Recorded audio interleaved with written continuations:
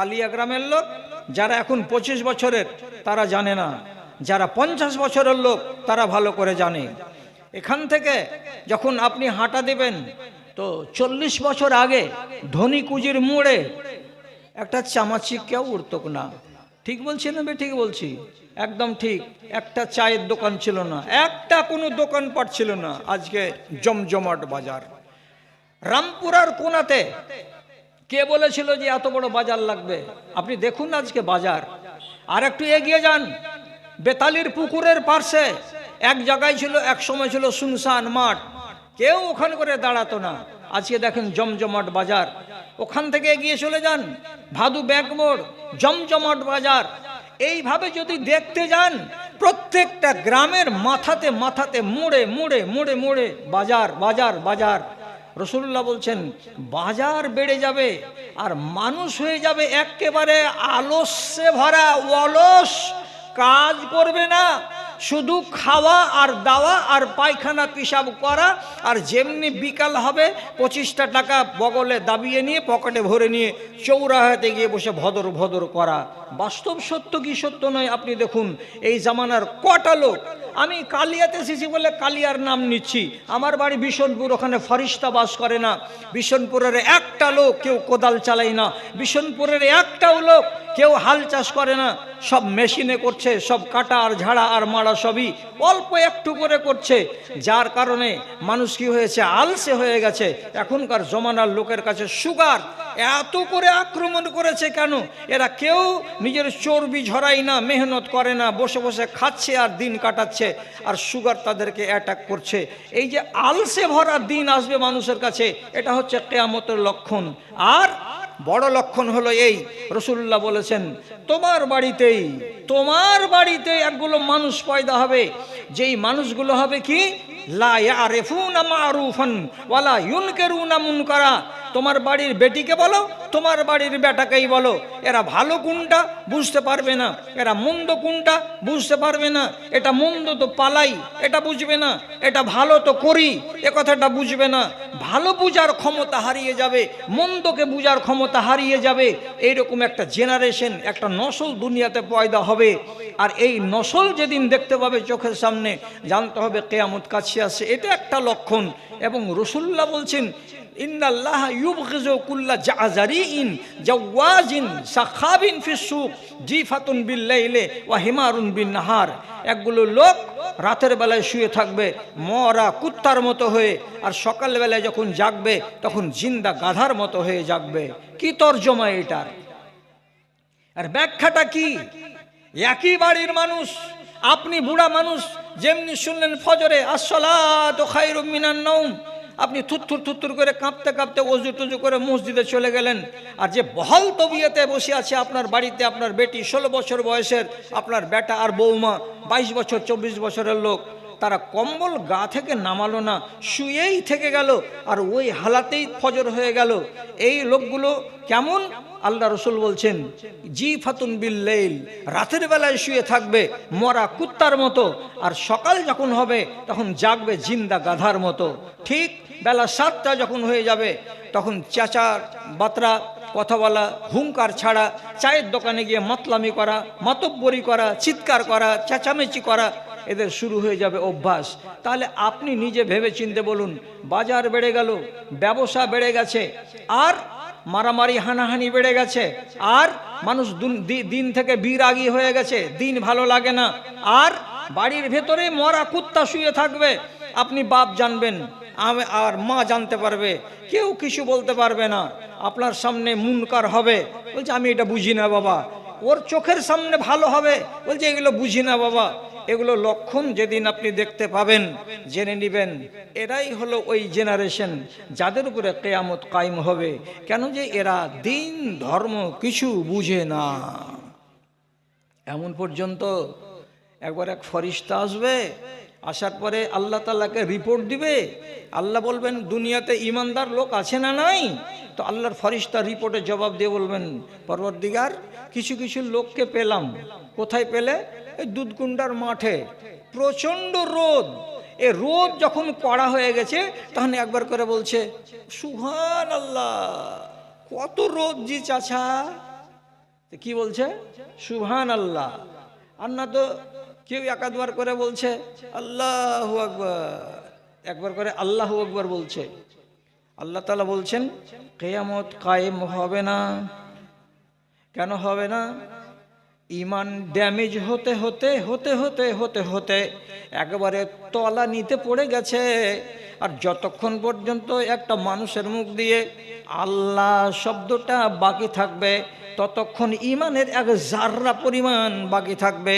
আর এই জাররা পরিমাণ যদি ইমান থাকে, এদের উপরে কিয়ামত হবে না।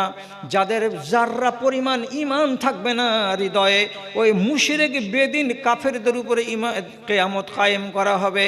আর যখন 20টা বছর পার হয়ে যাবে, তখন আল্লাহর ফেরেশতা রিপোর্ট গিয়ে করবেন, পরওয়ারদিগারে আলাম যে কয়টা লোক আল্লাহ বলছিল একবার করে, যে কয়টা লোক সুবহানাল্লাহ বলছিল একবার করে, সে কথা বলার লোকগুলো আর দুনিয়াতে নাই।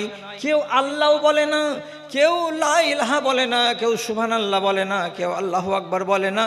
কাউরি মুখ দিয়ে আল্লাহ শব্দটা বের হয় না। তখন রব্বুল আলামিন বলবেন, হ্যাঁ হ্যাঁ এখন কিয়ামত কায়েম হবে।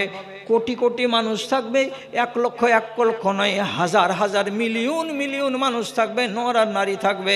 এদের উপরে কিয়ামত কায়েম হবে। কেন কায়েম হবে? এরা একটাও আল্লাহর দুনিয়াতে মুসলমান নয়। এবার আপনি বলুন, কিয়ামত কাছে চলে আসছে, ঘড়ির কাঁটা। তাহলে আপনাকে ওয়াজ করে যদি আমি মুমিন বানিয়ে রেখে দিতে পারি, তো কিয়ামত আটকা পড়ে থেকে যাবে না? কিয়ামত তো হতেই হবে। এই জন্য রব্বুল আলামিন এটা নেচার বানালেন কি, আমি যত ওয়াজ করি এরা সব ওই চরিত্রেই থেকে যাবে যেই চরিত্র ওয়াজ শোনার আগে ছিল। ওয়াজ শোনার পরে তার চরিত্রের ভেতরে কোনো পরিবর্তন আসবে না। তাহলে এটা কিসের লক্ষণ? কিয়ামত কাছে আসার লক্ষণ। রাসূলুল্লাহ সত্য কথা বলেছেন, একটুও জাল কথা নয়। তিনি কি বলেছেন? ইন্নাল ঈমানা লা ইয়ারজু ইলাল মাদিনাতে কামা তারজুল হাইয়াতু ইলা জুহরিহা। ঈমান এসেছিল মদিনা থেকে, এলো প্রথমে আফগানিস্তান, তারপরে এলো ইরান, তারপরে এলো পাকিস্তান, তারপরে এলো ভারতে, তারপরে এলো বাংলাদেশে, তারপরে গেল ইন্দোনেশিয়ায়, তারপরে গেল অস্ট্রেলিয়ায়, তারপরে গেল নিউজিল্যান্ডে, তারপরে গেল জাপানে, তারপরে চলে গেল এদিকে উত্তর দিকে উত্তর আমেরিকা, দক্ষিণ দিকে দক্ষিণ আমেরিকা। সারা দুনিয়াতে ঈমান গেল। কোনখান থেকে বের হলো? মদিনা থেকে বের হলো ঈমান। সারা দুনিয়াতে ঈমান গেল। পৃথিবীতে 228টা দেশ আছে। 228টা দেশের ভেতরে একটি মাত্র দেশ, তার নাম ভ্যাটিকান সিটি। ওতে মসজিদ নেই আর মুসলমান নেই। বাকি 227টি দেশ আছে, সব দেশে মসজিদ আছে, মুসলমান আছে, নমাজ পড়া হয়, আজান পড়ে। এই দেশগুলোতে ঈমান আছে। যখন কিয়ামত কাছে আসবে, তখন নবীজি কি বলছেন? ঈমান যেখান থেকে সফর শুরু করেছিল, ওই জায়গাতে আবার উল্টো হাঁটা দিবে। ঈমান আর থাকবে না দেশে। ভারতের মাটিতে ঈমান থাকবে না, বাংলাদেশের মাটিতে ঈমান থাকবে না, জাপানের মাটিতে ঈমান থাকবে না, আমেরিকার মাটিতে ঈমান থাকবে না। একদিন এমন হবে, ভারতবর্ষের মাটিতে মসজিদগুলো বিরান হয়ে পড়ে থাকবে, খাঁ খাঁ করে তাকাবে, একটা নমাজি থাকবে না, আজান দেওয়ার লোক পাওয়া যাবে না। এই অবস্থাটা পাকিস্তানেও হবে, এই অবস্থাটা আফগানিস্তানেও হবে। এই করে সারা দুনিয়া থেকে নমাজ উঠে যাবে, রোজা উঠে যাবে, কলেমা উঠে যাবে, ইবাদত উঠে যাবে। ঈমান পালাতে পালাতে পালাতে পালাতে সমস্ত মানুষগুলোকে বেঈমান বানিয়ে দিয়ে ঈমান কোথায় যাবে? যেখান থেকে বেরিয়েছিল, তার মানে মদিনা। মদিনা থেকে বেরিয়েছিল, আবার মদিনায় পৌঁছে যাবে। আর সারাটা দুনিয়ায় বেঈমান বেঈমান বেঈমান ভরে যাবে। আল্লাহ, কিসের লক্ষণ? কিয়ামত সংঘটিত হওয়ার আগের লক্ষণ। একটা লোক আমাকে চিরকুট দিয়েছে, দিয়ে বলছে যে মৌলভী সাহেব, আমাদের গ্রামের মেয়ে ছেলে পিলে অত্যন্ত বেড়ে গেছে। কেমন বেড়ে গেছে? তো বলছে এদের স্বভাব চরিত্র বিশেষ করে বিয়ের অনুষ্ঠানে দেখার মতো হয়ে থাকে না। তা বলছে মেয়ে ছেলেদের ওয়াজ করবো করে ওদেরকে শুধরে দেবো। তোমরা বেটা ছেলে তোমাদের চরিত্রের কথা বলো, তোমাদের চরিত্র ভালো আছে? থ হয়ে দেখছে আমার দিকে। যে আমরা তো ভালোই আছি, তুমি নামাজ পড়ো। বলছে নমাজে একটু গাফেলতি আছে। আরে তো যার নমাজ নেই তো তার কিচ্ছু নেই, তো রোজা করে লাভ কি? হিন্দুদের ভিতরে উপোস থাকে, উপোস মানে কি? না খেয়ে থাকা। তো তোমার না খেয়ে থাকা আর নমাজ না পড়া মানুষের রোজা রাখা, হিন্দুদের উপোস থাকা এক। কি লাভ আছে তোমার এইরকম করে রোজা করে তুমি যদি নমাজ না পড়ো? তো তুমি নিজেকে বদলাবে না, আর বারবার করে যেখান সেখান থেকে আদেশ হবে কি মেয়ে ছেলেদের ওয়াজ করো। এখন রিপোর্ট পেলাম, আজকে রিপোর্ট পেলাম হরিশ্চন্দ্রপুরের দক্ষিণের কোন এক গ্রাম, নাম নিব না আমি, সেখান থেকে অর্ডার আসছে, ধনী বাড়ি, সচ্ছল পরিবারের লোক, বেটির বাপকে বলছে বিহাই আপনি আপনার মেয়েকে বিদায় নিয়ে যাবেন তো? যে হ্যাঁ। তো দেখেন আমার বংশটা একটু বড়, তো এদের দিকে একটু আমাকে লক্ষ্য রাখতে হবে। তা আপনি মোটামুটি 30 কেজি মাংসর একটা আইডিয়া রাখেন, আর 10 কেজি মাছ, আর রসগোল্লা টসগোল্লা এই অনুযায়ী মিলিয়ে ঝুলিয়ে যা হয় আপনি আনেন। আর যেদিন ডেট করবেন করে আমার বাড়ি এসে আপনি মেয়েকে বিদায় নিয়ে যান। মেয়েটা বাচ্চা দিবে, তার জন্য মেয়ের বাবা মেয়েটাকে বিদায় করে আনতে যাবে, তো মেয়ের শ্বশুর তালিকা দিচ্ছে এত বড়। এখন এই নির্লজ্জ বেহায়াকে বেড়া করে কবর না দিয়ে যদি কোনো ভারতবর্ষের মানুষকে সোজা করে কবর দিতে পারেন তো 50টা শহীদের সমান নেকি পাবেন। এত বড় কুলাঙ্গার কেউ আছে? হ্যাঁ, তুই কি ফকিরের বাচ্চা যে তোর বৌমাটা বিদায় যাবে, তো ওর বাবাকে আবার বলা হচ্ছে কি যে 30 কেজি খাসির মাংস আনো, আর সরু চালের বস্তা আনো, আর পাতা আনো, কাপ আনো, গ্লাস আনো, মিষ্টি আনো, মিষ্টান্ন আনো, দিয়াশালায় আনো, গ্যাস আনো, সব কিছু এনে রান্না বান্না করে খাও, আর খাইয়ে দিয়ে তোমার মেয়েকে তুমি বিদায় নিয়ে যাও। কি করবেন? এই লোকটাকে আপনি কোন নজর দিয়ে দেখবেন? আমি ওয়াজ করবো এই লোকটাকে? আচ্ছা, এই মজলিসে যতটি লোক জানলো যে এগুলো করা হারাম কাজ, কেউ শুনবে কি? যে তোমাদের কাজ হলো ওয়াজ করা, আর আমাদের কাজ হলো দোকান দিয়ে শোনা, আমরা শুনে নিব, মানবো নাহি না মানবো সেগুলো আমাদের ব্যাপার। 100টার ভেতরে 95টা লোক মানবে না। যদি বলেন না আমুল সাহেব এত খারাপ আমাদের ইমান নয়, তাহলে 1000 বার করে বলা হয়েছে যে খৈনি খাওয়া হারাম, গুল করা হারাম, তিরঙ্গা খাওয়া হারাম, গুটকা খাওয়া হারাম, মধু খাওয়া হারাম, তারপরে রজনী খাওয়া হারাম, এগুলো সমস্ত হারাম, বোতলে মদ পান করা হারাম। এত কিছু হারাম হারাম বলার পর আপনি বলুন কটা লোক আপনারা নিশা ছাড়তে পেরেছেন আজ পর্যন্ত? কি জবাব দিবেন আল্লাহ তাআলাকে? যেই মুখ দিয়ে আপনি ইহদিনাস সিরাতাল মুস্তাকিম বলে বুকে হাত বেঁধে আল্লাহ রাব্বুল আলামিনের সামনে খাড়া হয়েছেন, কত বড় আইনে বাঁধা আছেন আপনি, হালাল খেতে পাবেন না, হালাল খেতে পাবেন না এই সময়ে, বুকে হাত বাঁধা ছাড়া হাত ঢিল দিতে পাওয়া যাবে না এই সময়ে। এবং আমি যেটি কথা বলতে বলেছি ওইটি ছাড়া বাহিরের একটা কথা বলতে পাবে না এই সময়ে। তোমার সিজদার জায়গা ছাড়া 4 ইঞ্চি ওইদিকে তুমি তাকাতে পাবে না এই সময়ে। এমন পর্যন্ত হাঁচি পড়ে গেলে আলহামদুলিল্লাহ তুমি বলতে পাবে না এই সময়ে। এতগুলো আইন মেনে আপনি দাঁড়িয়ে আছেন এমনি করে বুকে হাত বেঁধে আলহামদুলিল্লাহ রাব্বিল আলামিন, তারপরে গিয়ে বলছেন ইহদিনাস সিরাতাল মুস্তাকিম। যেই মুখ দিয়ে আপনার এই পবিত্র কালাম বের হলো, সেই মুখের মাড়ির ফাঁকে ফাঁকে গান্দা নামক হারাম জিনিস ঢুকে ঢুকে আছে। আর এই নাপাক জিনিসের উপর দিয়ে আপনি যে গড়িয়ে বের করছেন কোরআনের আয়াতকে, এর আযাব থামতে পারবেন আপনি? তাহলে কে বুঝাবে আপনাকে? কোথা থেকে আমাকে মৌলবি আনতে হবে, এনে আপনাকে শুধরাতে হবে? একটাই নল আপনার বাড়ির এই চৌরাহাতে তীরমোহনীতে যদি লাগিয়ে দেওয়া যায়, আর নলের পাশে একটা সাইনবোর্ড লাগিয়ে দিয়ে বলা হবে বেলা 9টা থেকে নিয়ে 10টা পর্যন্ত দুধ পড়বে, যারা যারা দুধ নিয়ে নাও। বেলা 11টা থেকে 12টা পর্যন্ত পানি পড়বে, যাদের পানির দরকার তোমরা পানি নিয়ে নাও। যদি ওইখানে লেখা থাকে বেলা 2টা থেকে বেলা 3টা পর্যন্ত যত শহরের পচা পানি আছে ওই পচা পানি পড়বে, কেউ পানি নিবে? ওগুলো পানি তো নিবেই না পচা। ওই নল থেকে দুধও নিবে না, ওই নল থেকে পানিও নিবে না। নিস নেবে এই নল দিয়ে পচা পানি পড়ে, শহরের মুখ টুত আবিঝাবি পড়ে, ওই নলের পানিও আপনি পান করবেন না। কেন? যে নলটাই খারাপ, যেহেতু ওই নল দিয়ে কি পড়ে, পিসাবের পানিগুলো পড়ে। তাহলে আপনার মুখ যদি পচা দুর্গন্ধময় হয়ে থাকে শুধু হারাম জিনিস খাওয়ার কারণে, তো ওই মুখটা দিয়ে কোরআনের আয়াত যে বের হবে, কোন ফেরেশতা আপনার আয়াতটিকে লিখবে? আপনি আমাকে একটা সাদা কাগজে লিখে দিন তো, আমি ওয়াজ কতদিন শোনাবো আপনাকে? ভাই আমার, যখন লোকটা বলল তখন ওর খাতিরে একটা কথা শুধু বলছি, আর বেশি কথা আমি বলবো না।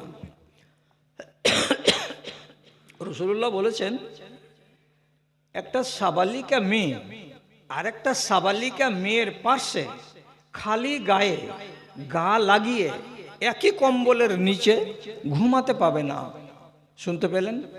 আবার কোন একটা সাবালক ছেলে আর একটা সাবালক ছেলের পাশে গায়ে গা লাগিয়ে খালি গায়ে একই কম্বলের তলায় ঘুমাতে পাবে না। এটা হারাম, এটা হারাম করা আছে। আচ্ছা ঠিক আছে, এবার আপনি বলুন, একটা মেয়ে আর একটা মেয়ের সঙ্গে খালি গায়ে এক চাদরের তলায় ঘুমাতে পাবে না কেন? তো দুটোই মেয়ে ছেলে। একটা যুবক ছেলে আর একটা যুবক ছেলের পাশে খালি গায়ে গায়ে গা লাগিয়ে একই চাদরে কম্বলের তলাতে ঘুমাতে পাবে না কেন? হারাম। কেনর মানে যদি বুঝতে চান, তাহলে অন্য হাদিসে রাসূলুল্লাহ বলছেন, তোমারই নিজের বাল বাচ্চা তিনটা চারটে, একটার বয়স 5, একটার বয়স 7, একটার বয়স 9, এই যে বাচ্চাগুলো আছে, বড় ছপ্পের খাটে, তুমি চওড়া ছপের খাটে শুইয়ে দিয়েছো, ভাই বোন সবাই একই ছাপের খাটে শুয়ে আছে। রাসূলুল্লাহ বলছেন, এদের ভিতরে আপন ভাই বোন, এদের ভেতরে যদি একটা বোন 10 বছর বয়সে পড়ে যায়, অথবা একটা ভাই সে যদি 10 বছর বয়সে পড়ে যায়, রাসূলুল্লাহ বলছেন আর বিছানাটাকে আলাদা করে দাও, আর ওই ছেলেটাকে কিংবা মেয়েটাকে তার নিজের ভাই বোনের সাথে একই বিছানায় ঘুমাতে দিও না। ফাররিকুহু ফিল মাজাজে, বিছানা আলাদা করে দাও। আপনি বলুন, ভাবনা চিন্তা করে রাসূলুল্লাহ কেন বলে গেলেন 1450 বছর আগে যে একটা বেটা বা বেটির বয়স 10 বছর হয়ে গেলে নিজের ভাই বোনের পাশে ঘুমাতে পাবে না? নার মানে হলো এই, 10 বছর যখন বয়স হয়ে যায়, মানুষের ভেতরে চেতনা তৈরি হয়ে যায়, আর চেতনা যখন তৈরি হয়ে যাবে, তখন 10 বছরের ভাইয়ের দ্বারাই ওই বিছানায় ঘুমিয়ে থাকা কম বয়সী ভাই কিংবা বোনের সঙ্গে অঘটন ঘটতে পারে, অথবা ওই বিছানায় ঘুমিয়ে থাকা 10 বছরের মেয়ের দ্বারাই তার ওই বিছানায় ঘুমিয়ে থাকা 7 বছরের ভাইয়ের সঙ্গে অঘটন ঘটে যেতে পারে। কেন? যে যার বয়স 10 বছর হয়েছে, তার ভেতরে চেতনা তৈরি হয়ে গেছে, খেয়াল তৈরি হয়ে গেছে, ভাবনা তৈরি হয়ে গেছে, এর ভেতরে আল্লাহ রাব্বুল আলামিন একটা আলাদা দুনিয়া সম্পর্কে বিবেক তাকে দান করে দিয়েছেন। অতএব যেখানে খাতরা আছে সেখানে রাখতে হবে না, ওর বিছানাটা আলাদা করে দিতে হবে। তাহলে দুটো সাবালক সাবালিকা, ছেলে আর মেয়ে, একই কম্বলের তলায় গায়ে গা লাগিয়ে ঘুমাতে গেলে বিপদ অনিবার্য আছে বলে রাসূলুল্লাহ 1450 বছর আগে নিষেধ করে দিয়েছেন। এই করে কেউ ঘুমাতে পাবে না। যদি হাদিসটাকে আপনি মানেন, আর খালারা যদি মানে, তাহলে আমি কি আদবের সাথে এই কথাটা বলতে পাবো না? সর্দারের বেটার যদি বিয়ে লাগে, তো তুমি তার বাড়িতে থুবুড়া দিতে যাও, থুবুড়াটা দিয়ে সর্দারনিকে বলো, খালা তোমার ছেলের বিয়ে লেগেছে, এই দেখো আন্দারসা বা মিষ্টি দিয়ে গেলাম, খালাস, আর কোনো কাজ নেই। কিন্তু আজকের জামানার মহিলারা থুবড়া খাওয়াবার নাম করে এই মাথার মেয়ে মধ্যপাড়ার ছেলেকে গিয়ে লোকমা তুলে তার মুখে ভরে দিয়ে তারপরে যোগ করে মজাক করে ঠাট্টা করে তারপরে বাড়ি ফিরে আসছে। তাহলে একটা মেয়ে একটা ছেলের শরীরে টাচ করানো এক, যেদিন বিয়ে লাগবে তার আগের দিন ছেলেটাকে হলুদ মাখাবার নামে ওর টোলার যত সাবালিকা মেয়েরা আছে সবাই মিলে মিশে তার গায়ে যে হলুদ লাগিয়ে দেয়, হলুদ মাখিয়ে দেয়। আল্লাহর কসম খেয়ে বলেন আপনি, আর আল্লাহর কসম খেয়ে বলুক আড়ালের মা খালারা, যে তাদের কি এইভাবে একটা আজনাবি বেটা ছেলের গায়ে এই হলুদ মাখিয়ে দেওয়াটা জায়েজ আছে? কোনোদিন জায়েজ আছে? যদি হাদিসকে মানে তো তাহলে মেয়ে মেয়ে ঘুমাতে পাবে না, ছেলে ছেলে ঘুমাতে পাবে না। আর সেখানে একটা ছেলে আর একটা মেয়ে এর গাকে যদি এইভাবে কেউ মলে দেয় আর পিঠকে নেড়ে দেয়, আল্লাহর কসম খেয়ে বলছি গজব নামার নয় যে ওই টাইমে তার উপরে গজব নেমে যায় আর জমি ফাটে না যে তাকে জমির ভেতরে আল্লাহ তাআলা তাকে ভরে দেয়। এত বড় অন্যায় কাজ করে, অথচ বন্ধ হয়েছে কি? বন্ধ হয়নি, বন্ধ হবে না। কেন হবে না? হাজারবার ওয়াজ করি পর্দা বাড়বে না, কমে যাবে। হাজারবার ওয়াজ করি পালিয়ে বিবাহ করা কমবে না, বেড়েই যাবে। কেন বাড়বে? আমার মধ্যে থেকে, আমার গ্রামের মধ্যে থেকে, আমার নসল থেকেই পয়দা হবে কারা? কুলাঙ্গারেরা, যারা ধর্মকে পাত্তা দেবে না।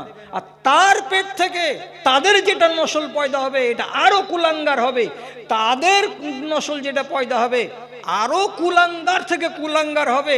আস্তে আস্তে 10টা নসল যাবে না, কিয়ামত কায়েম হওয়ার মতো নসল এই গ্রামে, আমার গ্রামে, এই দেশে সব জায়গায় পাওয়া যাবে। কেন? যে কিয়ামত কাছে আসছে।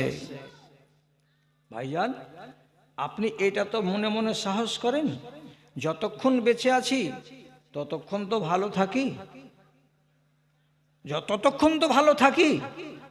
তাহলে যদি এটা নেক নিয়ত থাকে আপনাদের, তা আমি আপনাকে একটা খুব পরিষ্কার কথা বলছি, যদি আপনার দিলের ভেতরে নেক নিয়ত থাকে যে আল্লাহ যেটুকু পাপ হলো আল্লাহ তুমি এইটুকু পাপ আমার গা থেকে নামিয়ে দাও, আর আমাকে অন্তত পক্ষে তুমি মুমিন করে কবরে নাও, এই যদি আপনার ইরাদা থাকে, আকাঙ্ক্ষা থাকে, তাহলে আপনি নিজেকে আজকে ভালো করে নেন।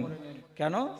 খাস খাস সময় আছে, ওই দিনে ওই সময়ে যদি আপনি নিজের শরীরটাকে পাক করতে চান আর যত রকমের অপরাধ করেছেন তা থেকে যদি মুক্ত হতে চান, তাহলে ইনশাআল্লাহ আপনার গাটা একেবারে পরিষ্কার হয়ে যাবে, গুনাহ থেকে মুক্ত হয়ে যাবে, আর আপনি একদম পরিষ্কার ধপধপে সাদা হয়ে যাবেন। কেমন?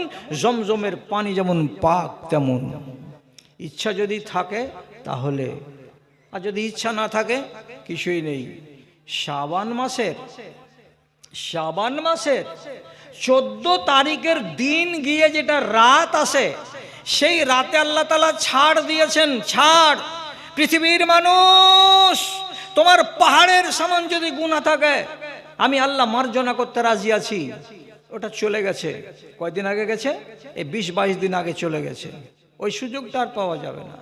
এবার রমজান মাস এসেছে, রমজান মাসে কিন্তু এই সুযোগটা আছে, এটা লম্বা সুযোগ। পহিলা রমজান থেকে শুরু করে 30 রমজান পর্যন্ত আপনার হাতে সময় আছে। আপনি যদি নিজেকে পবিত্র করতে চান আর গুনাহ থেকে মুক্ত হতে চান, হতে পারবেন। কি করে হবে? আপনি বলবেন যে কি করে হবে? তো কি করে হবে তার জন্য ওষুধ আপনাকে কি বাতলাবো? 3টা কথা কি মনে রাখতে পারবেন আমার ভাইজানেরা, মা খালারা? 3টা কথা মনে করুন। আগে প্রথমে মনে করে নেন, পাপ করে না জীবনে কোনোদিন, তাদের নাম ফেরেশতা। পাপ করে আর পাপ করার পরে হুজ্জতি করে, এর নাম হলো শয়তান। আর পাপ করে আর করার পরে নিজে অনুতাপ করে, অনুশোচনা করে, নিজেকে লজ্জিত মনে করে, তাহলে এটা হলো ইনসান। বুঝা গেল? ফেরেশতারা জীবনে পাপ করে না, ওদের মেয়ে নেই, ছেলে নেই, স্ত্রী নেই, ঘর সংসার নেই, পেট পিঁধন নেই, খাওয়া দাওয়া নেই, নমাজ নেই, রোজা নেই, কোনো রকমের বিধান তাদেরকে আল্লাহ তাআলা দেননি। এই জন্য তারা জীবনে কোনো পাপ করে না, এরা পাপ করে না। ইবলিস শয়তান পাপ করেছিল, পাপ করার পরে আবার হুজ্জতি করেছিল। হুজ্জতি করার কারণে ঝাঁটা খেয়ে দুনিয়াতে এসেছে, কিয়ামত পর্যন্ত বেঁচে থাকবে, তারপরে মারা যাবে। এই ইবলিসের কপালে জুতা পড়েছে, সেই জুতা চলছে, আজ পর্যন্ত চলছে, কিয়ামত পর্যন্ত চলছে। জুতাটার নাম হলো আরবিতে রাজিম। আপনি বলেন কোরআন পড়ার আগে কি বলতে হয়? আউযু বিল্লাহি মিনাশ শাইতানির রাজিম। নামাজ পড়তে গেলে কি বলতে হয়? আল্লাহুম্মা বাঈদ বাইনি শেষ করে নেবেন, তারপরে কি বলতে হবে? আউযু বিল্লাহিস সামিউল আলিম মিনাশ শাইতানির রাজিম, বিসমিল্লাহির রহমানির রহিম। জুতা পড়তে আছে, ঝাঁটা পড়তে আছে, কেন? ভুল করেছিল, ভুল করার পরে হুজ্জতি করেছিল, বাকড়ামি করেছিল, ভুলটাকে সে স্বীকার করতে রাজি হয়নি, তার জন্য রব্বুল আলামিন তার কপালে জুতা মেরে দিয়েছেন। এটা চরিত্র কার? তো ইবলিস শয়তানের।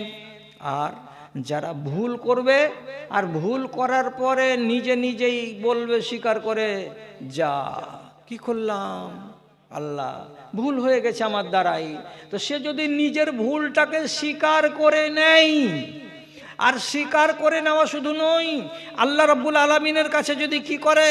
ইস্তেগফার করে, আল্লাহ তুমি আমাকে মাপ দাও, তোমার কাছে মাপ চাইছি, আল্লাহ ক্ষমা করো বলে যদি আল্লাহ রাব্বুল আলামিনের কাছে মাপ চাই, তাহলে সেই লোকটাকে আল্লাহ তাআলা বলছেন তোমাকে মাপ করে দেওয়া হবে। তাহলে আপনি মাপ চান, ভালো কথা। খুশির খবর আপনাকে বলবো। খুশির খবর হলো এই, আব্দুল্লাহ বিন মাসউদ বলছেন রাসূলুল্লাহর সামনে, আল্লাহ রসুল, বনি ইসরাইলের উম্মতেরা আমাদের চাইতে ভালো ছিল। কেন রে বাবা? বলছে ওরা পাপ করত, তখন ওদের পাপের শাস্তিটা ওদের ঘরের দরজাতে আল্লাহ তাআলার ফেরেশতারা রাতের বেলায় লিখে দিয়ে চলে যেত। বুঝতে পারলেন না? একটা লোক জিনা করেছে, কেউ জানে না, আল্লাহ তো জানেন। ফেরেশতাকে অর্ডার করে দেবেন, যাও মকবুলের বাড়ির মেন গেটে চৌকাটের উপরে লিখে দিয়ে চলে আসো ওর সাজাটা। কি সাজা? একটা আনফাকা, তোমার নাক কাটো। লেখা থাকবে না, কেন নাক কাটবে? যে যার দরজায় লেখা থাকবে কথাটা সে জানতে পারবে, আর বাহিরকার লোকেরাও জানতে পারবে মকবুল ভাই নিশ্চয়ই একটা বড় অপরাধ করেছে, না হলে তার ঘরের দরজাতে কেন লেখা আছে যে তোমার নাক তোমাকে কাটতে হবে? নাক কেটে নিল, গুনাহ থেকে মাফ হয়ে গেল। আর একটা লোক ধরে নেন মদ খেয়ে চলে এসেছে, ওর ঘরের দরজাতে লেখা থাকবে ইত্তাউজ নাকা, তুমি তোমার কান কাটো। কান কাটতে গেলে পরশুদিন রাত্রে যেটা অপরাধ করেছো, এই অপরাধ থেকে তোমাকে আল্লাহ তাআলা মুক্ত করে দেবেন। এই জিনিসটা যখন দরজাতে লিখে দেওয়া হয়, তখন ওই জমানার লোকেরা তাড়াতাড়ি করে কান কাটে কিংবা তাড়াতাড়ি করে নাক কাটে। যদি না কেটে দেয় ততক্ষণ পর্যন্ত লেখাটা মিটাবে না। আর বাইরের লোক যদি বাড়িতে দেখা করতে আসে, তো দরজায় লেখা আছে ওটা পড়ে নিবে, আর পড়ে নেওয়ার পরে জেনে নিবে মকবুল মানুষটা ভালো মানুষ নয়, জমশেদ মানুষটা ভালো মানুষ নয়, রাতের অন্ধকারে নিশ্চয়ই দুর্নীতি করে, নাহলে এমন কথা কেন লেখা আছে? এটা নিয়ম ছিল কাদের? তো বনি ইসরাইলদের। রাসূলুল্লাহ যখন শুনলেন কথাটা যে আল্লাহ রসুল, আমাদের চাইতে বনি ইসরাইলেরা মনে হয় ভালো ছিল, ওরা পাপ করত, তো তার সাজা আল্লাহ তাআলা তাদের ঘরের দরজাতে লিখে দিতেন, তো ওরা সাথে সাথে সাজাটাকে মেনে নিত আর নিয়ে গুনাহ থেকে মুক্ত হয়ে যেত। আর আমরা কত লোক অন্যায় অপরাধ করছি, চুরি ডাকাতি রাহাজানি ছিনতাই ব্যভিচার মদখোরি সুদখোরি, সব আমাদের লুকা থাকছে, কেউ জানতে পারে না, আর আমাদের গুনাহগুলো মোচন হয় না। তখন নবী বললেন, ও বাবা ভালো করে বুঝো, তোমার ইজ্জত বেশি বনি ইসরাইলদের চাইতে। বলছি কেন? তোমার গ্রামের একটা মহিলা, তার নাম মনে মনে ধরে নাও যে এর নাম হলো সুলতানা, ওর স্বামী কেরালায় খাটতে গেছে, 2 ছেলের মা, স্বামী 6 মাস বাড়ি আসবে না, পয়সা কড়ি জমিয়ে টমিয়ে বাড়ি আসবে।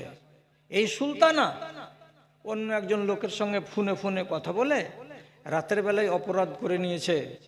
তাহলে স্বামী বাড়িতে নেই, আর এই মহিলা তার স্বামীর আমানতে খিয়ানত করেছে, কেউ জানে না। তাহলে এই মহিলাটার নামে ওর স্বামীর বাড়িতে ওর ঘরের দরজায় সাইনবোর্ড লেগে যেত আল্লাহর ফয়সালা অনুযায়ী, আর দিয়ে বলতো কি, সুলতানা ইকতা আনফাকে, সুলতানা তুমি তোমার নাক কাটো জলদি।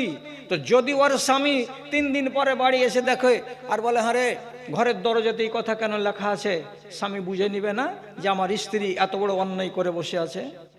ঢোল পিটে যাবে না গ্রামে? বলছে হ্যাঁ, তো তো তাহলে আমাদের গুনাহ কেমন করে মাফ হবে? তো রাসূলুল্লাহ তখন বলছেন যে আমাদেরকে আল্লাহ রাব্বুল আলামিন বলেছেন, ওয়াল্লাযিনা ইযা ফাআলু ফাহিশাতান আও যালামু, আমার বান্দারা, আল্লাহ রাব্বুল আলামিন বলছেন আমার বান্দারা অর্থাৎ এই উম্মতিরা, তোমরা যদি কেউ ব্যভিচার করো, তোমরা যদি কেউ চুরি করো, ডাকাতি করো, রাহাজানি করো, যতই বড় ধরনের অপরাধ করো না কেন, যদি নির্জনে বসে নিরালায় বসে আল্লাহ রাব্বুল আলামিনকে স্মরণ করো আর মুখ দিয়ে উচ্চারণ করে বলো আস্তাগফিরুল্লাহ, মুখ দিয়ে যদি উচ্চারণ করো আস্তাগফিরুল্লাহ রাব্বি মিন কুল্লি যামবি ওয়া আতুবু ইলাইহি, আল্লাহ তোমার কাছে মাপ চাইছি, তুমি আমাকে ক্ষমা করে দাও, এই কথাটা যদি তোমরা উচ্চারণ করো তাহলে তোমাদের সব গুনাহ মাফ হয়ে যাবে, একটাও গুনাহ তোমাদের জমা থাকবে না। এটা ভালো না ওইটা ভালো? তো বলছে না, আমাদেরটা ভালো। আমি রাতের অন্ধকারে পাপ করব আর আল্লাহ রাব্বুল আলামিনের কাছে মাপ চেয়ে নিব, তাহলে তো আমার গুনাহ মাফ হয়ে গেল। তাহলে আমার মতো ভালো পজিশনে কে আছে? জি, কেউ করতে পারবে? তার চাইতে বড় কথা আবু বকর সিদ্দিক রাদিয়াল্লাহু তাআলা আনহু বলছেন, ও বাবা, ও মা, খালা আর আমার দাদাজিরা, আপনাদেরকে বলছি, যদি বড় কোনো অপরাধ থাকে তাহলে হযরত আবু বকর সিদ্দিক রাদিয়াল্লাহু তাআলা আনহু বলছেন, তুমি কোনো এক রাতে এই মাসের ভিতরে মসজিদে যাও, ঢের রাতে ওয়ান নাসু নিয়াম, দুনিয়ার মানুষ ঘুমিয়ে থাকবে, এইরকম